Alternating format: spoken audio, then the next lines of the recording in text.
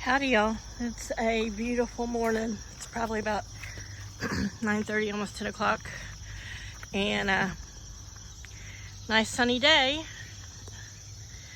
Show you a happenstance from this morning. Yeah, fender bender. Paul was driving it and it just happens, hit the back of a truck. So yeah, thank goodness for full coverage insurance, but not really drivable. Shit like this always happens right at payoff time. Either just paid off or it will be just paid off, but whatever. So anyway,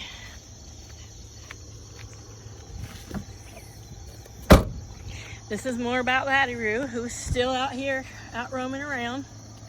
I've tried to entice one of the girls, like, perhaps maybe one of the girls who seems to be a little more weather worn from Cosmo, like maybe Luna. But yeah, no one's wanted to come out. The only person that seemed interested in coming out the gate is Lily, and that's the Colombian Rock Cross, and she's the one I don't want to come out. So in trying to entice Marigold, all her feathers have come back and she's no longer molting. Both Brahmas are molting and Luna's in there on the nest box. But Laddie has been spending the past, was it 2-3 nights? Past 2 nights out here. I'm trying to think if it's been 2 or 3. Maybe it's been 3 nights. The other night I came out, I think it was Sunday night. And I came out at the normal time to put them up, and Laddie was up there on the perch, ready for bed. He's usually the first one to bed anyway, by 6:30. So he's got food and water, and he seems to be content. He doesn't like to come over here near the fence because he's still a little bit afraid of Cosmo. He's just been following me around, chases me around a little bit. How's the bachelor life, mister? So, I wondered if maybe he needed one of the girls for company, but he doesn't seem to be overly upset about that. He spends a lot of his time eating and just kind of wandering around the yard. He's a little disappointed that his mud puddle's all dried up, but he's doing well. I've got my red Crocs on, otherwise I'd walk out to the garden, but he's like circling them. So anyway, just another Wednesday. Yeah. Stop, don't peck at me. You should be happy. So yeah, just the fender bender and Laddie thinking he's going to get off and have an attitude. It's like, these pants are a little billowy. I don't like your shoes. So everyone's going great. Can't really see from here. I'm not going to walk across the yard because the grass is really wet from dew. I got everything mowed. You can see there in the background. The peas are doing well. Onion sprouts are fine. I probably will, towards the end of this month, mulch over the around the onions so they can overwinter. And that was Laddie's little, he's always had kind of a sad little crow.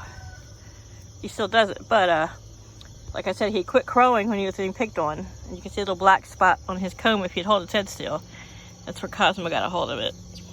But that'll heal and go away. But he, yeah, he started to crow now. This morning they were having a crowing contest. His feathers aren't so bad. He's, he's molting around his legs, so he looks like he's got like only one leg on his pants. Let's see your molting. See, there's molting. He's like, get that out of my face. How dare you come out here in unapproved shoe wear. So yeah, not much going on here other than, the car having a fender bender this morning. And oddly, where it happened, when Paul showed me the picture and said, I screwed up, I knew exactly where he was. And over there across the field, where you see that truck moving, there's a lane where you turn, you merge right onto the road. And I guess there's a truck in front of you, and it started moving, and he looked to his left, which would have been that way, to make sure nothing was coming, and that guy happened to just slam on his brakes, and Paul wasn't looking and hit the back corner. So the truck wasn't hardly damaged at all.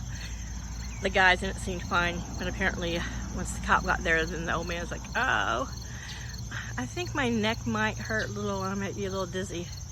I came out and watched it, and they stood there for probably a good half hour or more before the cops ever showed up. So I don't think, you know, how some people are, they want to have something to milk for some insurance. But I think a smarter gesture, and you want to see the damage, they'd know this guy probably was maybe going 10 miles an hour. I don't know, probably not much.